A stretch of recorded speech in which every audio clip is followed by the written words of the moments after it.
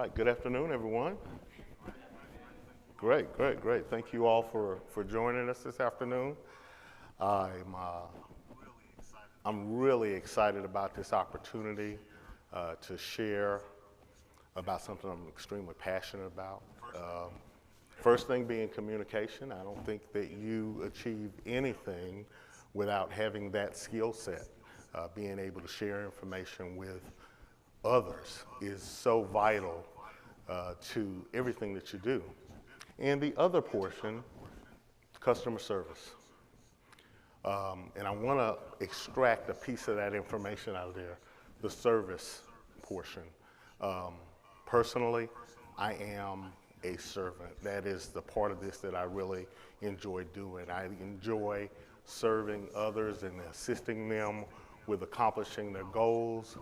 And I'm proud to say that I have enjoyed doing that all of my life.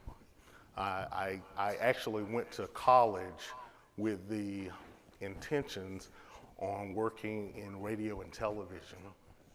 And after being there for a couple of years and getting nudged by my father to go ahead and complete my degree, I made a change and majored in rehabilitation psychology.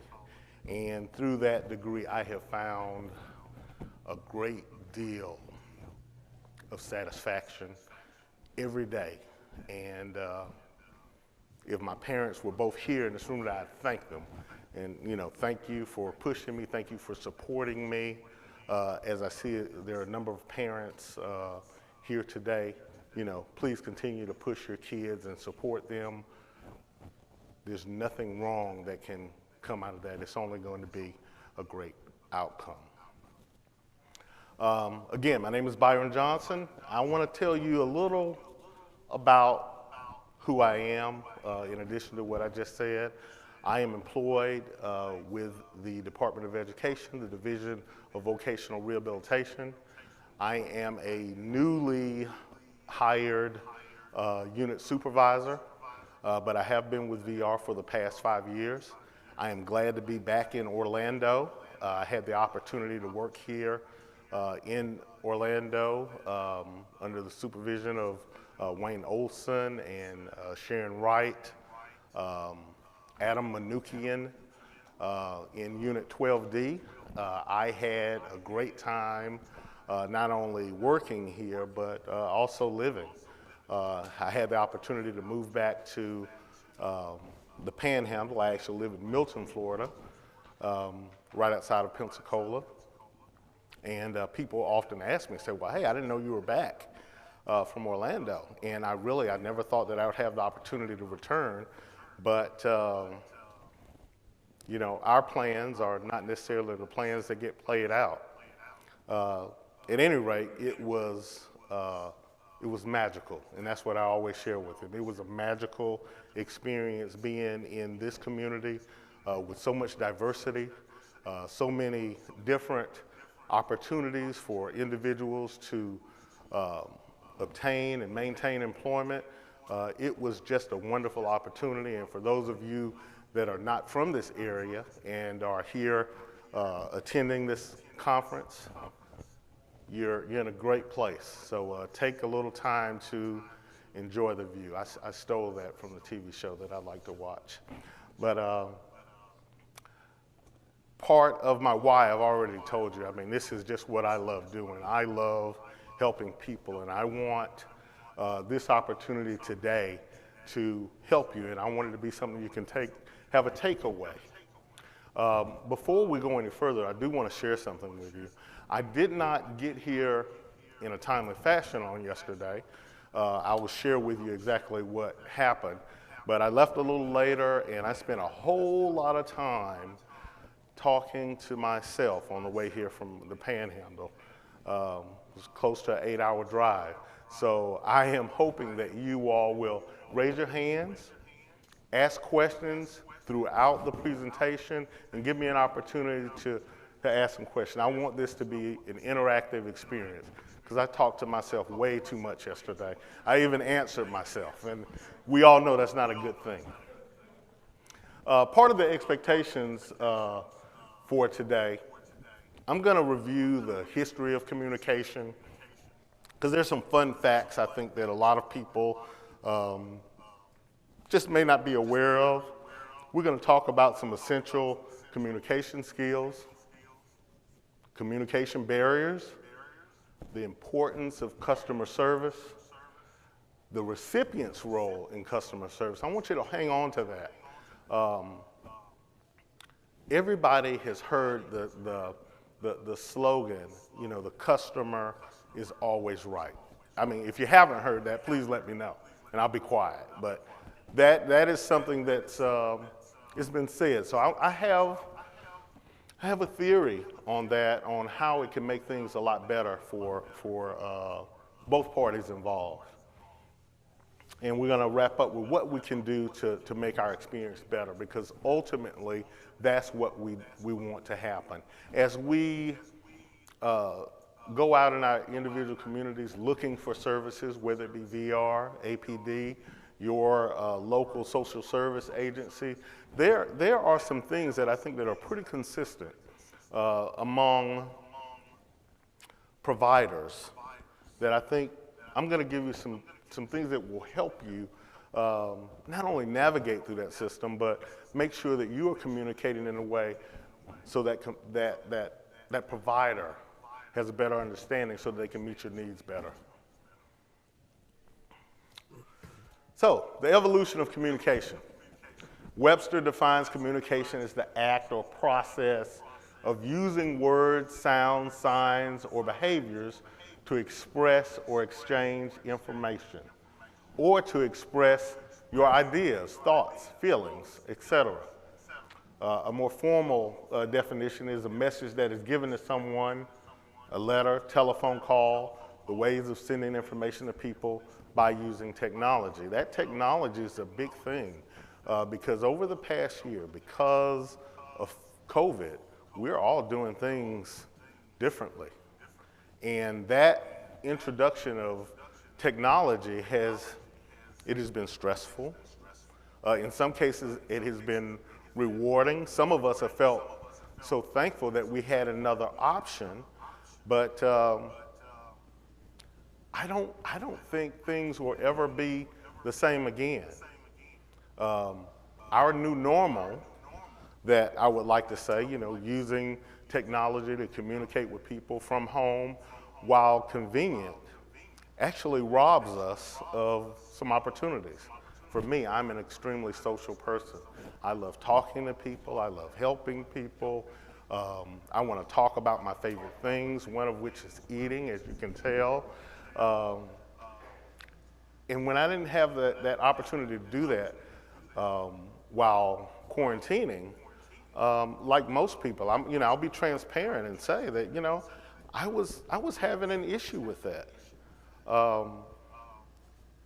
I noticed that Walmart took a lot of cashiers away so you could self-checkout, and I understood the reasoning behind that. I understood that, hey, that's less human contact, and we're less likely to contract this virus that has been terrible for a lot of people.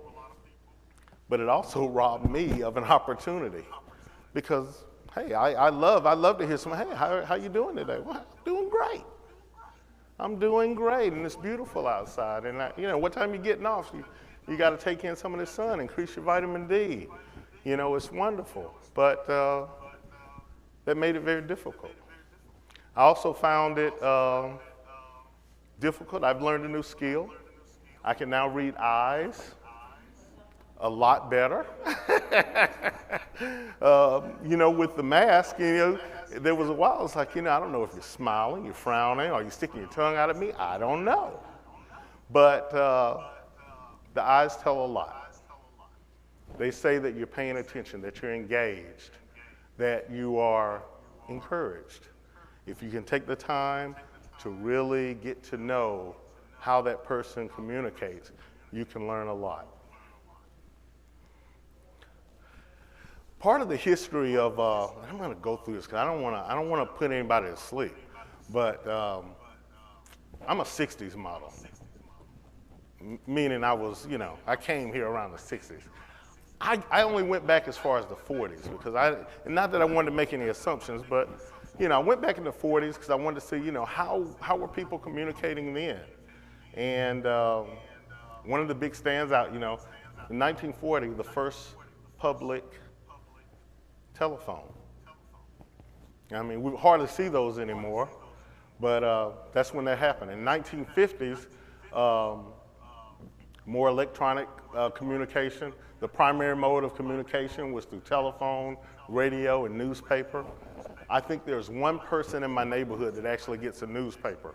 And for whatever reason, that newspaper delivery person, they throw it in my yard. And I'm across the street. In the 60s, satellite communication started. In the 1970s, they were saying that was the initiation of the internet. And I can remember I have a cousin that lives in Fort Lauderdale. His parents really provided a lot of opportunities. I can remember them having a Tandy computer and taking the headset from the phone and putting it on the external modem it was, I thought it was a big deal, which it was. But look at us now, we're running around wirelessly, I can go in my pocket, put a card in, and access anything I want to. How about the cell phones? Does anybody remember when those came out? Is there anybody in here that had that briefcase cellular phone? It's probably worth some money. Keep holding on to it.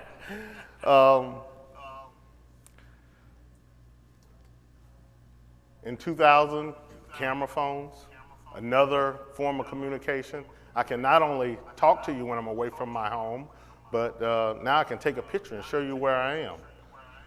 2010, social media.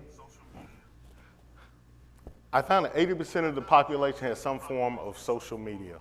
Now, based on is there anybody in here that does not have Facebook, LinkedIn? Wow, those numbers may be wrong. We may be closer to 90. And now 2021. I was familiar with Skype, as a lot of people, but with the pandemic, I've gotten very comfortable with Microsoft Teams, Zoom, and hey, I think things will continue to change. And again, this new normal, I don't think it'll ever be what it is, but I do have hope, and I believe things will actually be better. It is a new way of thinking, a new way of communicating, but things will only get better from here. Does anybody have any questions as we move forward? Yes, sir, Sean.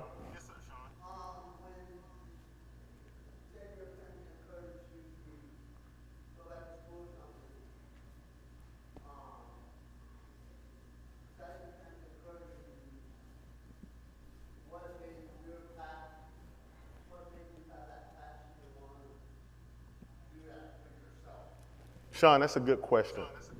And I want to clarify something. They did a little more to encourage me. They actually said I didn't have a choice. I had to go. At 17, my mother, my father, who loved me dearly, they were sick of me living in that house. I am the oldest of three, all boys. And yeah, they were ready for me to go because I was going to mess up the rest of the bunch. But part of that encouragement, it did come from them. I think when people learn things, sometimes it's not necessarily what you say, it's what you expose them to. Both of my parents graduated from Southern University in Baton Rouge, Louisiana. All of my young life prior to graduating, they supported their school. They took me back to football games. They had friends in Baton Rouge. I would, I'd visit and be on the campus. When I graduated from high school, the only thing that I knew at that time was that I was going to college. And they told me while they took me to other schools to visit, they were, pretty blunt that any money that they had was going to Southern University, and I'm thankful for that. I'm thankful for that. And to answer the other part of your question, that exposure and having people around you that love you and want to see you succeed is very important. It's very important. It's not the type of thing that I think you can just shy away from. So I'm thankful for that, and I thank you for asking that question. Yes. Pleasure to meet you as well. Have you ever seen the meme or anybody seen the meme that says my first iPhone? And it shows the little kid toy or like it shows a toy of a kid playing with a face or something and then it says my first phone or my first iPhone. Well, imagine seeing that particular toy with a kid compared to an iPhone or an Android and then somebody with special needs figuring out like, oh, this phone works and it doesn't work, but imagine somebody creating toys, for people that can communicate other than just FaceTime or something. Like somebody can create a toy that a special needs person that can communicate or somebody that is like higher functioning that can help the person communicate with that toy, that can talk. Like say, hi, my name is, or they can like sign as There are a lot of things that are happening right now with the use of technology that I would have never dreamed of. And you made me think about something, particularly as it related to communication. Again, I'm a 60s model. My mother was a librarian. I spent a lot of time reading, particularly childcraft books, encyclopedias. I can remember there's one chapter, it's a full volume in those childcraft books where you could do all these different experiments. I can remember taking the empty canned goods and cutting out the top and running a string through them, punching the hole, and communicating. There's some other 60s models in here. I see you shaking your head. So I can remember doing that and being just wondering how that worked. And I mean, I get it now, it was the vibration through that can and through the string that actually transmitted sound. So I'm glad that you shared that because it took me back. And the big thing about what you said was being able to imagine, being able to dream, being able to be creative, and not putting boundaries on yourself. That may be another reason why I love what I do so much.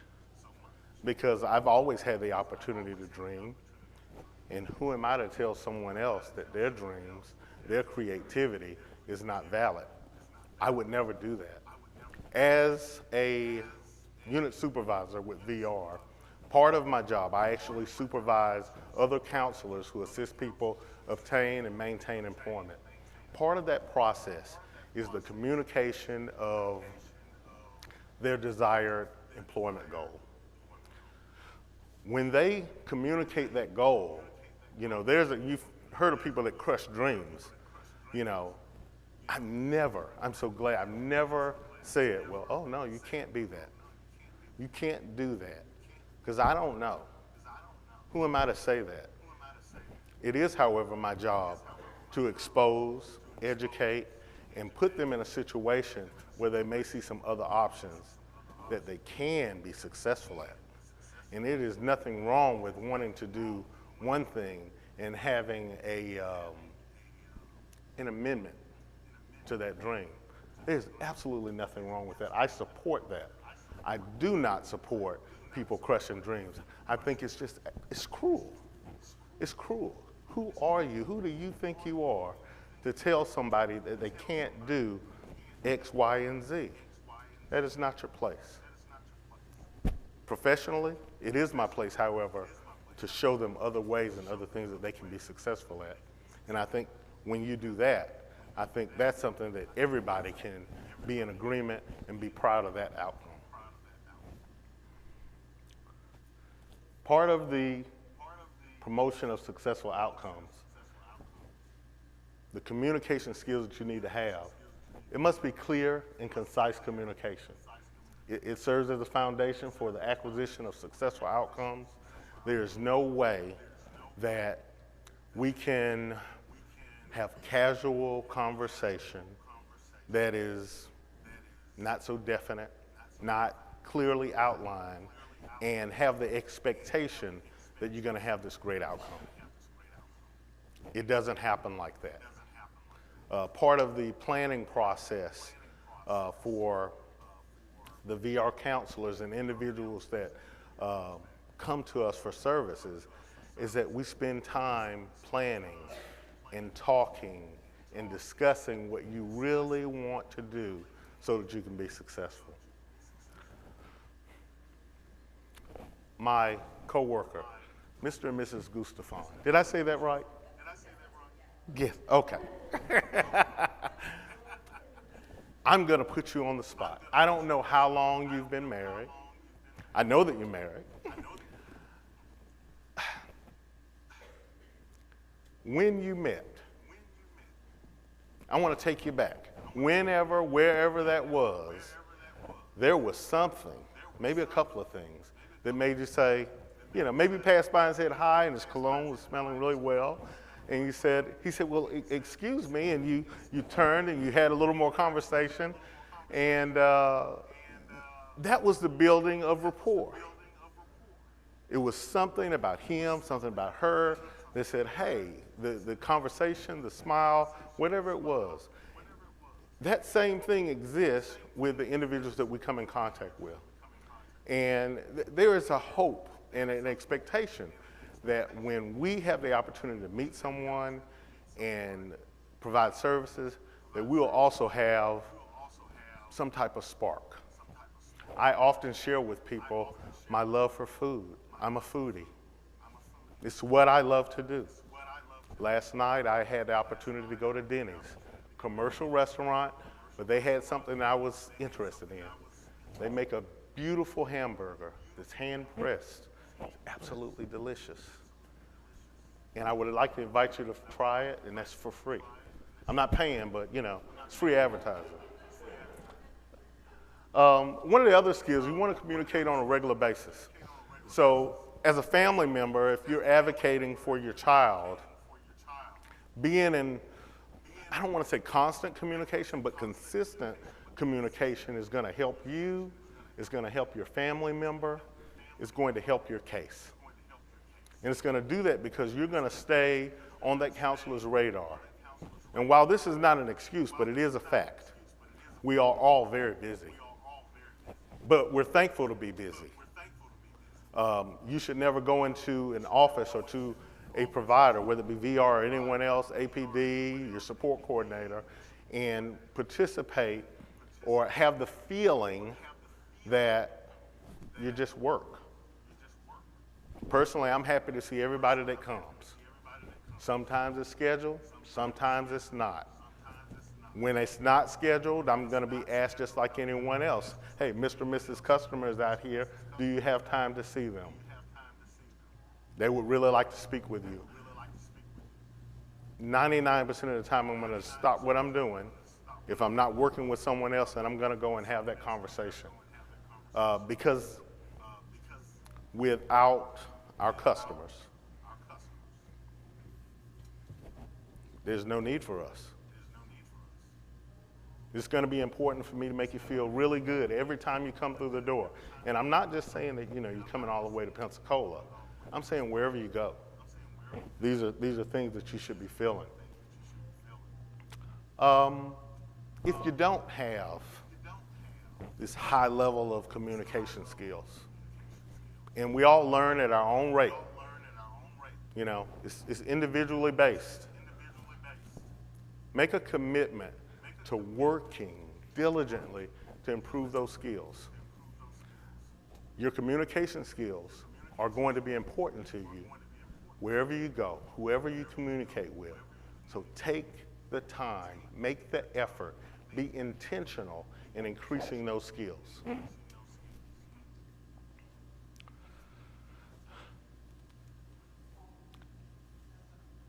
I want to talk about this tone management. In addition to me working for VR, probably from 2000 to 2010, I worked for Head Start, which in most cases is governed by community action programs, not only throughout Florida, but throughout the nation. While I worked for Head Start, my job was, I was a family advocate, and I also ran a program that increased male participation in the lives of those young children. That particular program was an early education program for kids 3 and 4 years old. And prior to leaving, we actually had an early education program that worked with 2-year-olds. So early intervention program. I had a situation. Part of our program we provided some health services, and I was escorting some kids to we had a bus from the health department that came out and did blood screenings, checked blood levels, they checked the ears as well as vision. Well, this one kid, as 3, 4-year-olds do, as we walked out of the door, he bolted towards the street. Now, I think my tone is fairly pleasant, but because he was going to the street, I was a bit excited. So I increased my tone. Hey! He stopped, and there happened to be a lady, a parent that was in the area. I didn't even see her because I'm focused on this child, not running in the street. I don't want to be sitting in the office while my administrators make this phone call and say, hey, we have an issue, your son or child ran out in the street. So the next day, I wind up, come back to work. I get called in the office, and they say, yesterday there was a situation. I said, what situation are you speaking of? Well, there was a parent that said that she was really not happy with your tone. I said, well, what happened? She said, you were outside and she heard you yell at a little boy. I said, that's true. I did raise my voice because he was running towards the street. And at that time, my voice was going to carry a lot faster than my 40-year-old body at the time could get to him. And my supervisor, she stepped in and she made a comment about something. I was the first male to ever work in that position. This is in 2000. And the voices of a male are often different from a female. Would you not agree? It made, I had not noticed since I've got 3 daughters. I've been voted out a long time. So I felt comfortable, but that particular parent did not. And it made me mindful of my tone, the way you say things, how you say it, how loud can impact. You're in control of what you say to a person. The thing that you're not in control of is how they perceive it. Again, this is something that you need to practice so that what you say is clear, what you say is concise, and there are little to no questions about what was meant. Yes?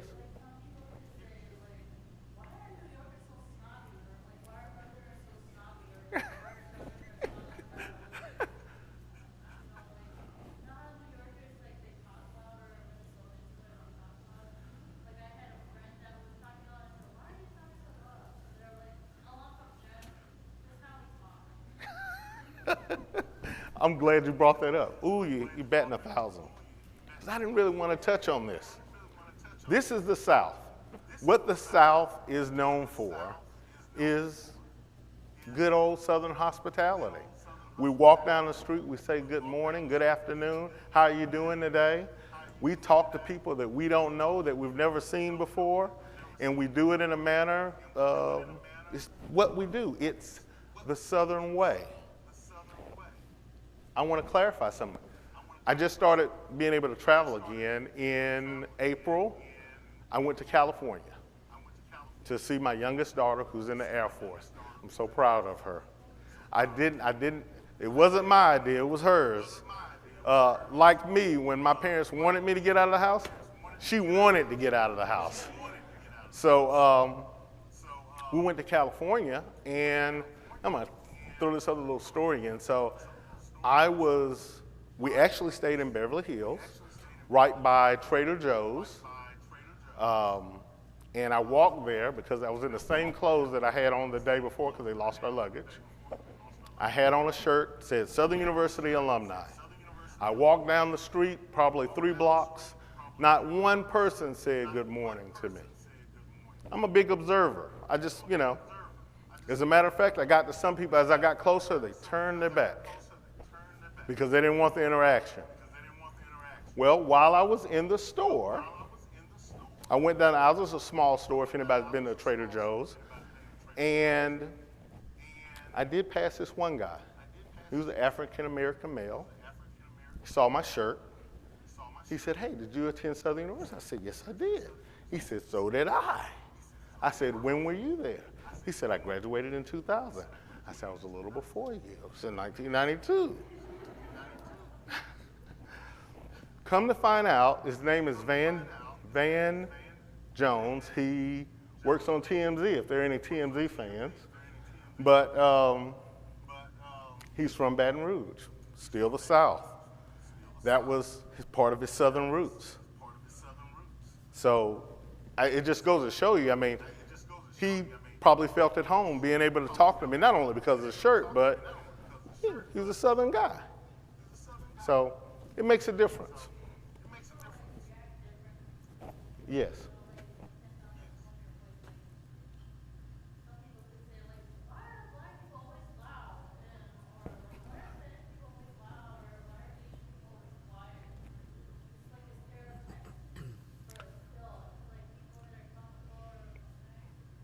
And there are cultural differences for all people.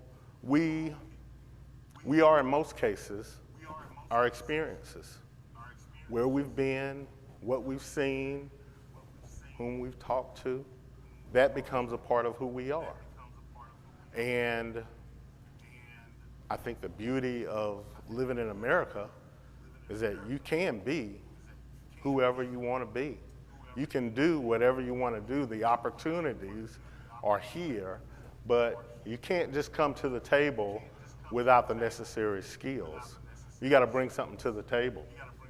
Another skill is listening effectively.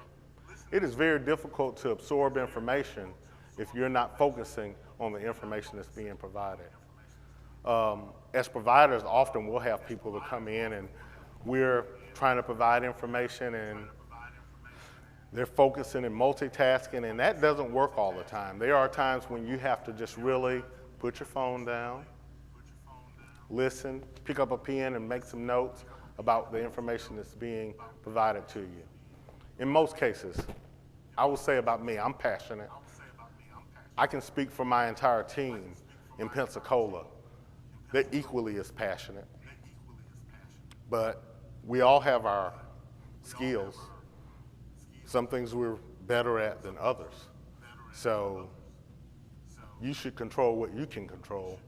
And that means coming to the table and giving as much attention as you can, particularly if we're going to have a great customer service outcome. It takes both things. It takes the communication from the provider. It takes the communication from the person requesting the service.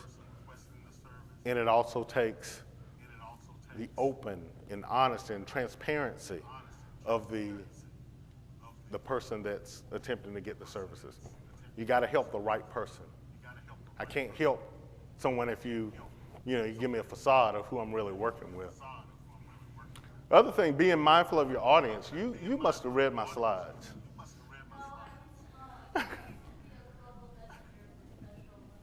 I get it. I get it. Well, the diversity is another thing. I'm glad you brought up New York. I'm glad you talk about the differences. All of those things mean a lot, and they're important when it comes to communication. Knowing who you're talking to, knowing how you're going to assist those individuals, as well as the values. Some of the barriers to effective communication involve inconsistency. One of the things I've been trying to do as a supervisor, I've been successful with it. I meet every week, Thursday, 9 o'clock, like clockwork. Yesterday, I couldn't make it, but we still had a meeting. I just wasn't there. My team has gotten to the point where, you know, it's not just are we having a meeting, when are you sending the agenda? And that's part of that consistency. When you're inconsistent, if you're on the receiving side of that service, you don't want to hear from me every now and again. You know, at the last time we talk, I need to let you know, as soon as this, you know, you have an expectation. Mr. and Mrs. Customer, this should take about 3 weeks. I'm going to put it on my calendar so that I can contact you so that we can move forward with your case. That expectation is important. You know, another thing about customer service, a lot of us think of it in a negative way because when, as a supervisor, 90% of my calls, when they do come in, they're calling because they have an issue. Something hasn't happened the way it was expected. Hey, I've been trying to reach my counselor and they haven't returned my phone calls. I said, well, have you emailed? Yes, I've emailed too, and I have not received any reply. I said, well, if you would, please tell me what your situation is. I can assure you I'm going to assist you with whatever it is. Give me a moment, let me look in your case file, look at your notes, see what happened last. Most of the time there's information there, maybe what they said, not that it wasn't true, but it wasn't the whole story. But then there's that other time where I look in there and I don't see any evidence that, hey, maybe they're right. You haven't. If you did talk to them or attempted, it's not here. And we have a rule in VR with our documentation. If it's not written down and case noted, it didn't happen. You know, and at that point, it's too late. Don't go try to make it up, because that's a totally different conversation. But the multitasking, I'm moving along. Multitasking while receiving information is a barrier. The lack of rapport, which we've already kind of talked about, is a barrier. And I just have to be honest. And I mean, I'm not saying this is a VR issue because I've worked other places. There are some people that I just figure probably should go somewhere else and not work because they're taking up space for somebody who would really like to serve. And often that's a little above my pay grade, but I wanted to put it out there. So I want to share this, what happened that kept me from getting here in a timely fashion yesterday. I went to pick up my rental car. I did a reservation. It was confirmed. I got there, and as everyone knows, rental cars have been at a premium and they're not available that much. But they had a car for me. Apparently, in our bridge in Pensacola, Skanska had a barge that tore it up about 9 months ago when Sally came through the area. And so they just opened it up. People have been coming in, taking what cars, going over to the beach. This particular car looked like somebody took 25-gallon buckets of sand from beautiful Pensacola Beach and tried to take it home with them. It was everywhere, and they said they just couldn't give me a car like that. So I waited while they tried to vacuum it out, and it just wasn't working. But in the meantime, while I'm waiting for my car, a gentleman flies into Pensacola, gets dropped off at this particular location. He walks in, he says, yes, I have a reservation. Yes, sir, you sure do. Here's my card and my driver's license. Well, he provided them with a debit card, and for the particular vehicle that he wanted, he would have had to have a credit card. He wanted a Jeep. There immediately became conflict within this location. I was close to the door, but I was waiting. I said, I know the police will be called shortly. He made a big stink. The guy, and because I'm an observer, I'm watching, he said, sir, while you cannot use this debit card to secure this vehicle, I can put you in a Dodge Journey. It's bigger than what you asked for, and I'll be glad to do that for you. The guy immediately responded, no, I do not want a Dodge Journey. I want what I've got reserved for. I want to throw another fact out there. He had this vehicle reserved for 10 days. The company was going to make a lot of money on this rental consistently. Well, anyway, he went back and forth. He said, I demand to speak to your supervisor. And I'm wondering, they kept going back. He said, well, he's not available. These are our rules. He demanded, I want to speak to your supervisor. Finally, he caved in. He said, I'll call him. He called his supervisor. He said, hey, I have my supervisor on the phone. Passed him his cell phone. He said, he'll explain to you our process. Supervisor explained to him, sir, we cannot rent that vehicle to you with your debit card, but as the manager said, we can allow you to rent this other vehicle, and it is available for you. No, I don't want that. I want what I came for. And then he shared some other information with that district manager that was not favorable. Gave the phone back to the manager, and during the conversation, told the manager, he said, look, if he comes back in and nice, I'll let you make the decision whether or not you serve him or not. The Dodge Journey is still available. If not, cut him off, put him in the system. We'll never do business with him again. There are probably about 10 people in there at that time. And sure enough, I said, how is this going to play out? I'm paying attention. Guess what he does? He comes back in. The best indicator of future performance is past behavior. Having said that, he came back in, he was acting up again. That's it, sir, we will not be able to rent to you. He walks outside, he's calling, trying to find another place to get a car, but he came back in with a different tone. It was too late now, but he did. It's just too late. Sir, I can't find a car anywhere. Are you going to rent to me or what? And I know the manager was tickled on the inside when he said, no, sir, we would not be able to rent to you. It was 5 minutes later, Uber was coming and taking him and his son away from that dealership. My takeaway from that was, I felt bad for the son. As I said earlier, we learn based on what we see. It's not always what parents, teachers teach us. We observe, we see things. We're blank slate. And that man's son saw him behave in a manner that was terrible. It was not consistent with receiving exceptional customer service. It was not communication that most people would find favorable. So I guess the moral behind that story is sometimes you just got to shut up. You know, and roll with it. I felt bad for him. I felt bad for both of them. But it made sense to that dealer not to allow that type of behavior to persist within their unit. They did give me an upgrade. I was going to drive a small Kia. They gave me a Camry.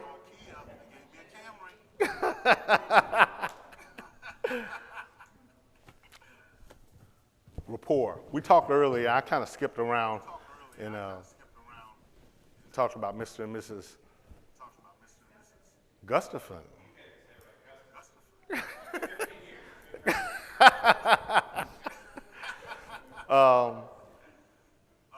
Those first impressions are important. And I want to talk about both sides. You know, from the provider side, I find it important to make an impression upon those who are coming to us for service. It's equally as important for you as a person attempting to receive services, you know, being prepared. We have an orientation process where we talk about that, but many people don't follow through as well as they should. Being prepared. I mean, if you want to win, you practice, you're prepared, you're engaged. So that's part of the process. The other thing is sharing information about yourself. I often, my main thing, I'm a foodie. I like to eat and I love really good food. I do. I love it from a truck. I love it from the side of the road. I mean, I love it all. And I share that. And I find that often when I have opportunity to see some of those people again, you know, they identify with that because, you know, statistics will show that there are more people of this size than others. So we often have something in common. But yeah, sharing something of yourself is important. Sean and I had an opportunity to talk before we started, and he's told me some fun facts, and we had University of North Florida in common. Went to school there in Jacksonville, and I was sharing how my wife, what brought me to Orlando a couple of years ago was the fact that she left Jacksonville. She lived right down the street from University of North Florida at the district, right, Sean? So things like that you start remembering, but it brings you closer together, a lot like my favorite couple back there. They probably shared some things, and it brought them closer together after 15 years. Y'all should clap for them. But again, that's finding common interests that promote conversation, but also be intentional. Let it be the thing that you really believe in. Don't just ask the question just to ask the question, but be involved, be engaged. Ask that question because I genuinely care about you. I know that this gentleman right here lives in the Vero Beach area, Indian River County. I didn't know exactly that city, but you know, we clarified. Yeah, and I went to school with some people from that area, so you know, I get it. But that's important. That's important. That's how you build relationships. That's how you build rapport. You cannot expect an exceptional customer service experience without having clear, concise communication that promotes the building of relationships. It doesn't exist. Now, we talked about the need for building rapport and how that impacts with customer service.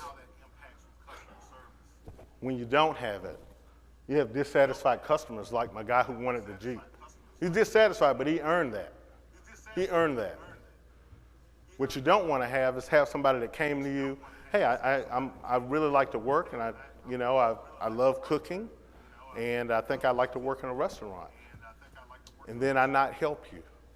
Or everything that you've expressed to me, I help you find other things. So would you like to work at a zoo? Would you like to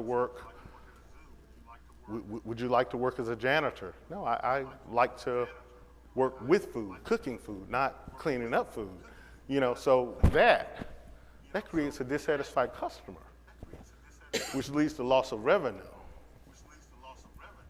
You can't serve who you can't communicate with and don't have rapport with. It also makes you vulnerable.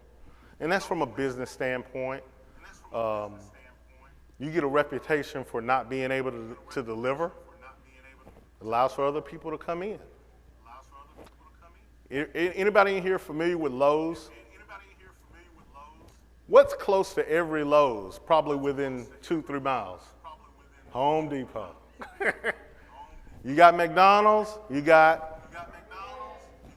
that's what it is. I mean, you got Wendy's, you got a Hardee's. Competition does make business, but for every company, for every person, for every counselor that won't do something because they didn't listen, because they didn't take the time to develop rapport and create a relationship and communicate effectively, there's another person, there's another company, another organization that will. And that's what I mean by being vulnerable. And who wants a bad reputation? One more thing I want to say, and then you can go, Sean. VR, part of VR's mission, we want to be the first person that a person comes to request for services. When they want to find a job or want to help maintaining that job, VR's mission, that's VR's mission. We proudly boast it. I'm proud to say it. We don't want a bad reputation. We want to be on the other side. We want to be known for the person that helped, not for the person that didn't listen and did something completely different. Sean, go right ahead before.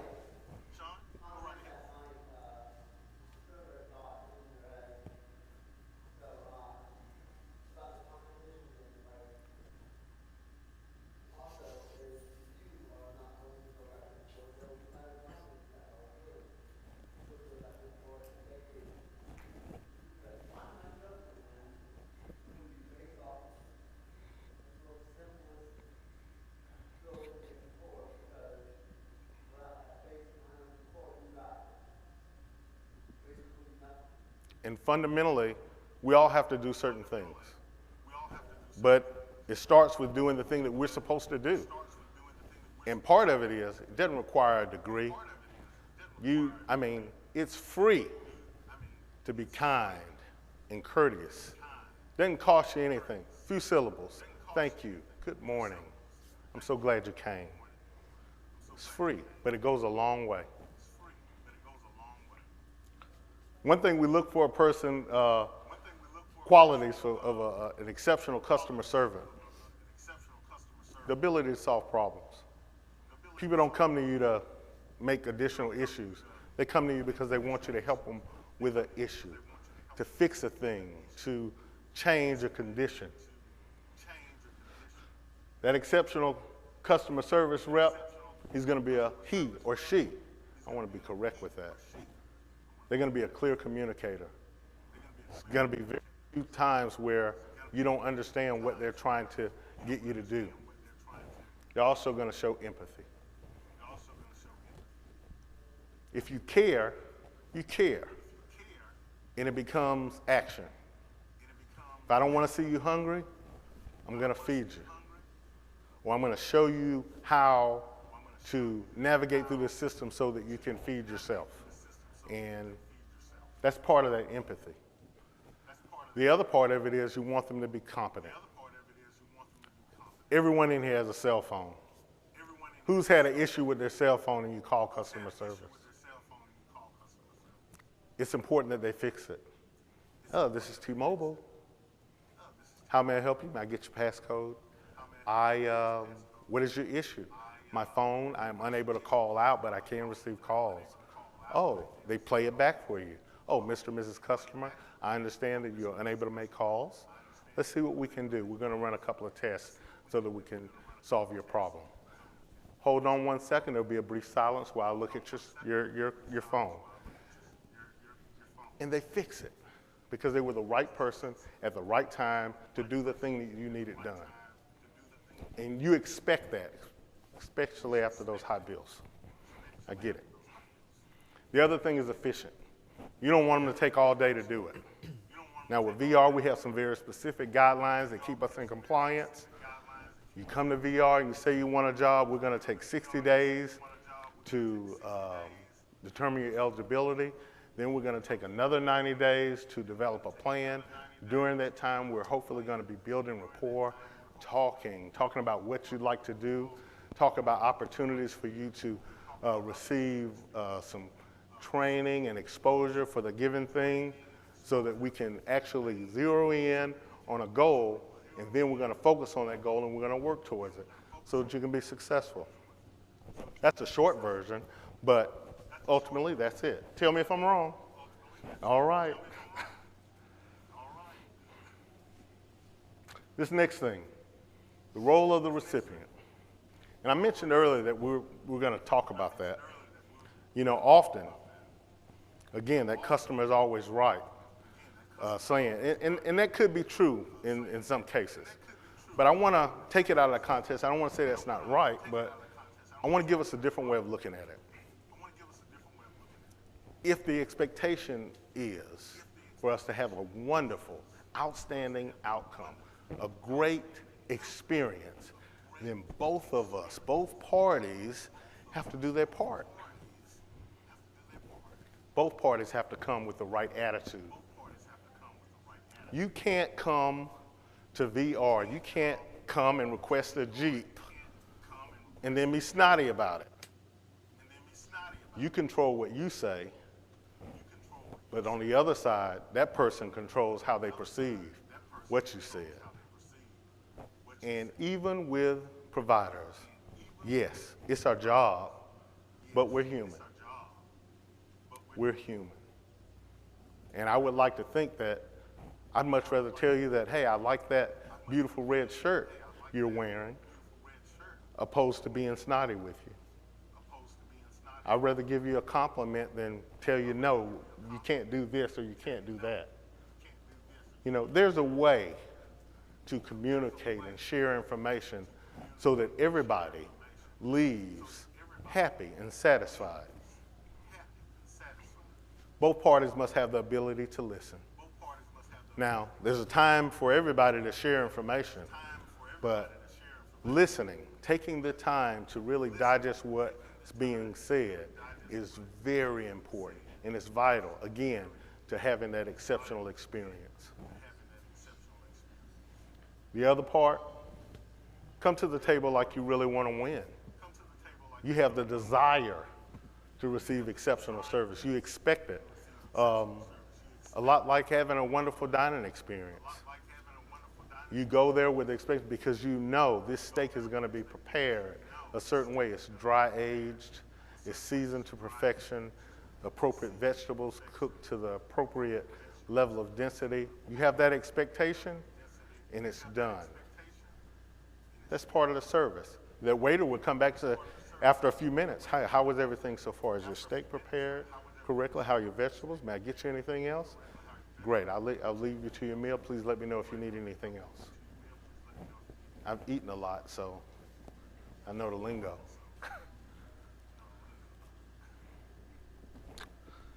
I want to give you opportunity to ask me any questions that you have. Yes. Well, kind of is a question, but I would say question-ish. But I don't know if this is part of the presentation. I'm gonna try to make it short and simple. But you know, like, let's say you have a problem with someone. Because I learned this in elementary school. It's called I Care Cat. And when I was in elementary school, like, if you had a problem with somebody, you would go to the cat with the peace sign. And the moral of the peace sign was, instead of saying you, because if you were to say you, like, let's say if I had a problem with you, like, yo, Mr. Johnson, I don't like it when you did this presentation. When you say the word you, just put this in consideration, and I'm just talking to everybody. Mm-hmm. And Mr. Doc or whatever, and, sorry.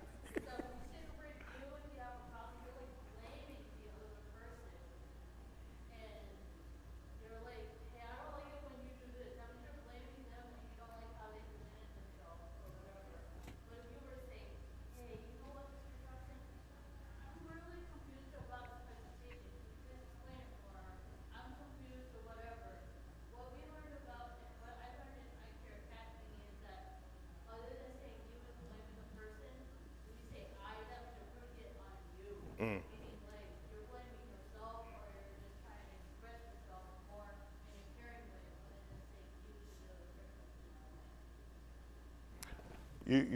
You did it again. You made me think of something else, something that I haven't said. I've talked about the collaboration and the need for communication, great communication on both sides in order to achieve customer service. But I want to say these words: teamwork. Your success is based on a team effort. For families, parents of individuals that are being served, you're an advocate for your child because you want the best for them. You carried them for 9 months, brought them here, you fed them, you want the best for them. You're the number one cheerleader. As a provider, we're trying to assist you. We're another part of the team in helping you help your child get to the next level. In my case, it's employment. For individuals who are being served by APD, it may be supported living or residential setting. It's a team effort. I'm glad, thank you for bringing that up because I think ultimately that's what it is. You were talking about the you and the me, and it's really us. in closing, I just want to share a little bit more about me and my why and my purpose. Again, I'm the oldest son of 2 children, three boys. My mother and father were married, would have been 52 years in February. Lost my mom in December of 2020. And still have my father, and I'm so thankful. I'm thankful for what they poured into me. I'm thankful for them pushing me, encouraging me, allowing me to fail, because failing is not necessarily a bad thing. It's when you don't get up. So give your kids opportunity to fail, but then encourage them, push them to get back up. And as it relates to the communication, every chance you get, you work on being intentional so that you can communicate better and you can acquire those skills. And through that, you're going to have a better outcome with having exceptional customer service, because ultimately, that's what we want to do. We want to serve you. I want to serve you. And individuals who are looking to help other people, they too want to serve. I want to thank every one of you for coming. You made me feel at home. I feel good. I was a little nervous, but I got through it because I talked with Sean and I talked to my man here from Vero Beach, and it just helped me because I feel the importance of this.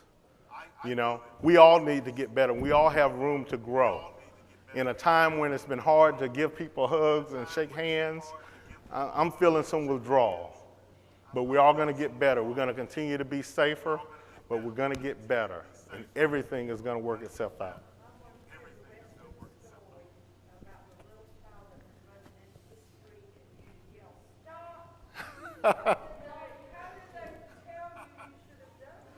Well, I brought that up because there are differences. I was working in an environment that was not, it wasn't gender diverse. It wasn't. And my tone was different. And while that kid didn't run out in the street, but he was going towards it, my actions stopped him and I was able to get him back in line. There was not a bad outcome, but that just showed me that people have perceptions. I wasn't in control of that. They never did. My boss backed me up, and she mentioned the fact that she said, we're not used to having a male in our, in our meetings. I was the only one for a long time. So it made for different conversations. And think about it, just like men in the barbershop, that's a different conversation. Yeah. I think so. I don't feel bad about it at all. Yes.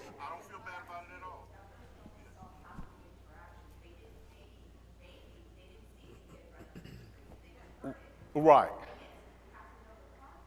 Right. Right. That's right. That's right. Yeah. And that's an important fact to make too. Sometimes being slower to respond. Just sit back and look. Sometimes it works itself out, and I don't have to address that. And you can tell had I said something, I would have really created a mess. And we don't want to do that. Efficiency. We want to be efficient. One of the things I learned when I was in school, it's a Chinese proverb. I wish I could, but this is what it meant. The slower you go, the faster you go. Slow down. Take it in. Do it once. You slow down, it will come to you. So anytime I rush and do something, I mess it up. Slow down, it'll work itself out. Yeah. Yes. We have a lot of really fixed machines, but it's really, fixing the customer is the hard part. So pretty much customer service is a very high priority for us. Right. Fixing the machine is not second. Right. That's the easy part. Thank you for that. Does anyone else have anything? Again, thank you so much for coming. I appreciate you.